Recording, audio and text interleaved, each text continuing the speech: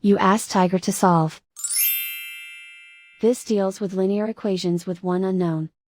The final result is x equals -3/7.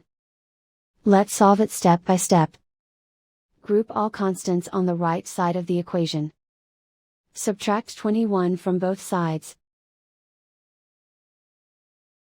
Group like terms. Simplify the arithmetic.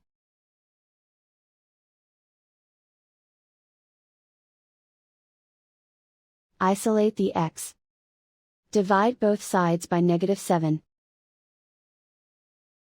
Cancel out the negatives. Simplify the fraction. Move the negative sign from the denominator to the numerator. And so the final result is x equals -3/7.